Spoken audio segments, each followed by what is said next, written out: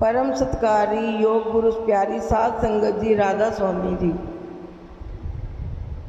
संगत जी, बाबा जी और हजूर जी ने हाल ही में परोर में भंडारा संपन्न किया और फिर से संगत को निहाल करने बाबा जी और हजूर जी भोटा सेंटर पहुंच गए और संगत जी को दर्शन तो दिए ही, साथ में संगत के साथ सवाल जवाब सेशन भी किया।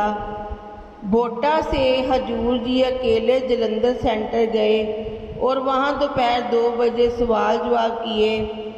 भोटा और जलंधर के पूरे सवाल जवाब हम आपको इसके वीडियो में अभी सुनाने जा रहे हैं, लेकिन इससे पहले हम एक जानकारी आपको देना चाहते हैं जी कि कल परोर में पंडाल में एक भाई ने चोला छोड़ दिया।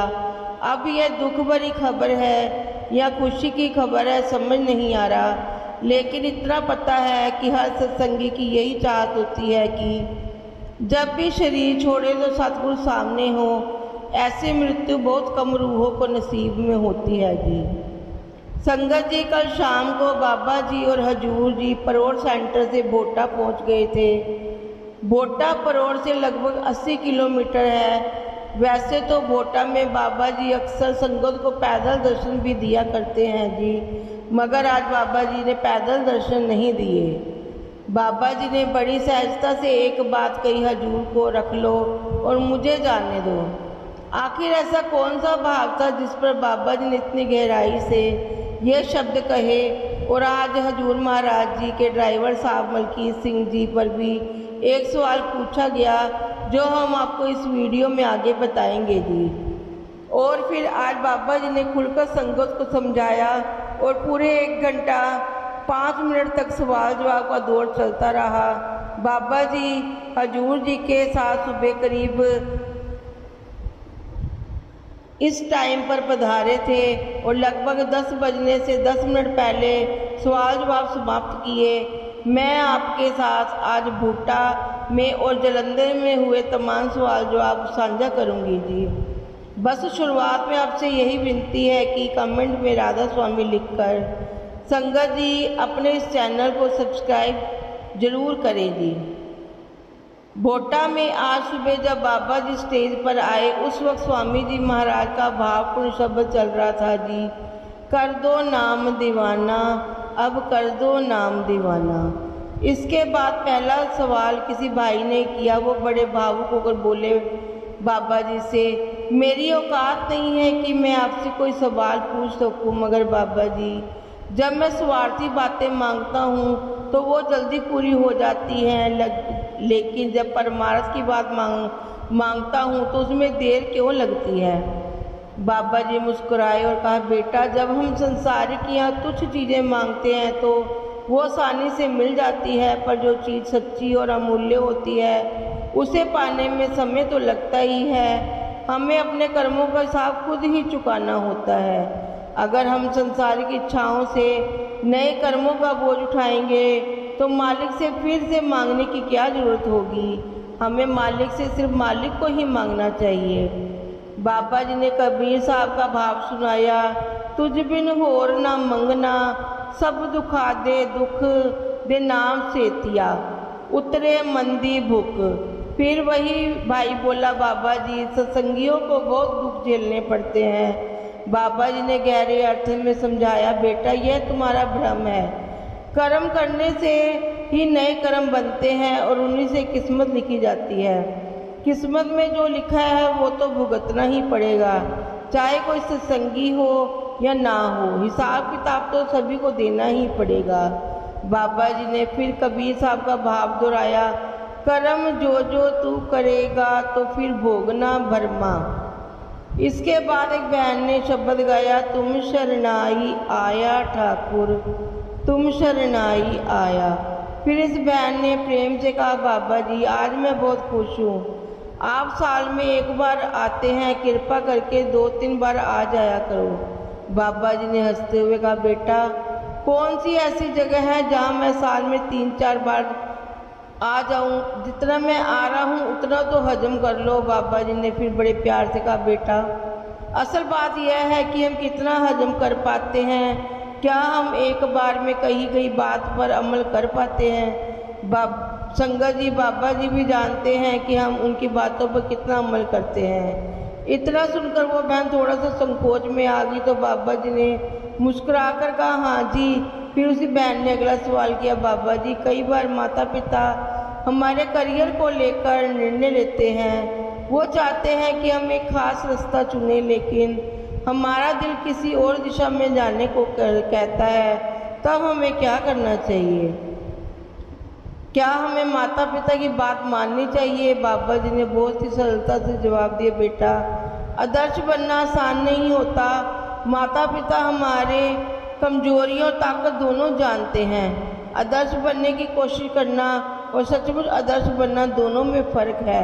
माता पिता जो कहते हैं वो हमें जानकर ही कहते हैं। हमें उनकी राय का सम्मान करना चाहिए और सोच समझकर कदम उठाना चाहिए। फिर आगे के व्यक्ति ने सवाल किया, बाबा जी पहले तो मुझे अंदर से आपकी आवाज़ आती थी, अब वो स्वाद बंद हो गया है, मुझे नामदान भी नहीं मिला। बाबा जी ने सहजता से कहा, बेटा हम मालिक से सवाल जवाब नहीं करने चाहिए।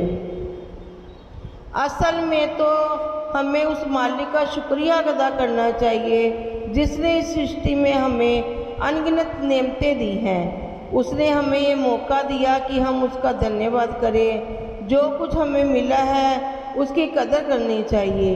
हम तो सवाल करते रहते हैं, लेकिन असली धन तो परमार्थ पर होना चाहिए। फिर आगे किसी ने बाबा जी से पूछा, आपकी मुझ पर बड़ी कृपा है। बाबा जी ने मुस्कुराकर कहा, बेटा कृपा मांगने की जरूरत नहीं है, अब तो हमें अपने माता पिता पर कृपा करनी है। आजकल का समय उल्टा हो गया है। पहले के समय में माता पिता का आदेश चलता था, अब बच्चों का चलता है और फिर कई घरों में तो पत्नी का हुक्म चलता है। इतना सुनते ही सारी संगत हंस पड़ी और फिर आगे एक भाई ने कहा, बाबा जी पहले आपने मुझे भीतर से एक इशारा किया था, मैंने उस पर अमल किया, मगर कई बार मैं उलझन में पड़ जाता हूँ कि वो इशारा मानना चाहिए या नहीं। बाबा जी ने कहा, बेटा मन तो हर वक्त हमें अलग अलग आवाज़ें देता रहता है, पर मालिक ने हमें विवेक की ताकत दी है ताकि हम सोच समझकर सही निर्णय ले सकें। तरह तरह की बातें करने लाता है, लेकिन हमें समझदारी से कदम उठाने होते हैं। फिर वही भाई बोला, बाबा जी मेरे नाना जी पहले सत्संग नहीं आते थे, लेकिन फिर जब वो सत्संग से जुड़े और बाद में मेरे मामा जी भी आने लगे, उन्होंने नामदान ले लिया, पर हम 3 भाई अब तक नामदान नहीं ले पाए। क्या अब हमें नामदान लेना चाहिए? बाबा जी ने कहा, बेटा ये फैसला तुम्हें खुद करना है। असल मकसद है कि हम अपने आप को मालिक से जोड़ें। जितना भी समय मिले उनका कुछ हिस्सा कम से कम 10% मालिक के शुक्रगुजार बनाने में लगाओ। किसी के दबाव या किसी के को दुख देकर नामदान नहीं मिलता। खुद को तैयार करो और जब लगे कि तुम निभा सकते हो तो ही आगे बढ़ो। फिर आगे किसी ने पूछा, बाबा जी आपने हमें सब कुछ दिया है, लेकिन मेरी बेटियां सत्संग या डेरे नहीं आती, मैं क्या करूं? बाबा जी ने बड़े धैर्य से कहा, बेटा हमें तो हमेशा मालिक के हुक्म में रहना है। मालिक भली भांति जानता है कि हमारे लिए क्या उचित है। चिंता मत करो, घबराने की कोई ज़रूरत नहीं है, किसी के साथ ज़बरदस्ती नहीं करनी। फिर आगे एक सवाल आया, बाबा जी जिन्हें नामदान नहीं मिला क्या वो राधा स्वामी का जप कर सकते हैं? बाबा जी ने कहा, बेटा मन तो अपनी आदत का गुलाम है, जिस चीज़ की आदत पड़ जाती है वो किसी और भागता है। हमें तो शांत होकर बैठना है और अपने ध्यान का एकाग्र करना है। सबसे ज़रूरी है कि ध्यान को एकाग्र करना। अब वो कौन से लफ्ज़ हैं जिनको हम सिमर कर आप तक आ सकते हैं, यह आपके ऊपर है। फिर आगे एक बहन बाबू होकर बोली, बाबा जी के सामने रो पड़ी और कहने लगी, बाबा जी मुझे भजन सिमरन में शक्ति दीजिए और मुझे अपने साथ ले चलिए। बाबा जी ने प्रेम से कहा, बेटा आना जाना तो मालिक के हुक्म से होता है, और अभी तो ऐसा कोई जहाज भी नहीं बना कि जो मैं सबको एक साथ लेकर चला जाऊं। यह सुनकर संगत जी ने बहुत हंसी। फिर वो बहन फिर से कहने लगी, बस बाबा जी आप मुझे ले जाओ। तो इस बार बाबा जी ने बड़े प्यार से मुस्कुरा कर कहा, बेटा जिस दिन मैं लेने आ गया ना, उस दिन किसी को अपने बच्चे याद नहीं आएंगे, किसी को अपने माँ बाप याद नहीं आएंगे, उस वक्त कोई भी साथ नहीं जाएगा। बहन फिर बोली, बाबा जी मुझ पर दया करो। बाबा जी ने जवाब दिया, बेटा असल दया तो हमें खुद पर करनी होती है। जो कुछ हमें मिलता है वो हमारी अपनी करनी का फल है। मालिक ने हमें दुनिया में भीख मांगने के लिए नहीं, बल्कि अपने कर्मों का हिसाब लेने के लिए भेजा है। स्वामी जी हमें भजन सिमरन को अपने कर्मों में प्रकट करना है। फिर आगे किसी ने पूछा, बाबा जी जब हमें कोई गलत ठहराता है जबकि हमने गलत नहीं किया, तब हमें क्या करना चाहिए? बाबा जी ने शांति से कहा, बेटा हमें खुद कोई गलती नहीं करनी चाहिए। जीवन में हर किसी को अच्छे बुरे दोनों तरह के लोगों की बातें सुननी पड़ती हैं। कोई तारीफ करेगा, कोई निंदा करेगा। हम दुनिया को खुश नहीं रख सकते। हमें तो अपने हिस्से का काम ठीक से करना है, बाकी दुनिया का काम जो भी वो करते हैं। उसके बाद एक भाई हाथ जोड़कर बोला, बाबा जी मेरे पास कोई सवाल नहीं है, मैं यहीं पैदा हुआ हूँ और मेरे ननिहाल पास ही में है, लेकिन आज पहली बार आपकी कृपा से मैं सामने आके खड़ा हुआ हूँ। पहले कभी सत्संग घर नहीं आया, आज आपकी मेहर से आपके दरबार आया हूँ। मैं अक्सर अपनी नानी को सेंटर के बाहर से छोड़कर चला जाया करता था, लेकिन आज एक सेवा ने मुझे अंदर आने को कहा और मैं अंदर आ गया। बाबा जी ने उसे प्रेम से देखा और कहा, बेटा ये मेरी नहीं, मालिक की कृपा है। वही जानता है कि किसको क्या देना है और किससे क्या लेना है। हमें तो बस यही करना है कि थोड़ा वक्त निकालकर मालिक का शुक्रिया अदा करें। यह तो हमें सत्संग में एक साथ होने का अवसर मिलता है। यह भी एक बहाना है कि ताकि हम एक दूसरे का सहारा बन सकें। परामर्श में कोई बड़ा छोटा नहीं होता, हमें बस अपने जीवन के उद्देश्य को पूरा करना है।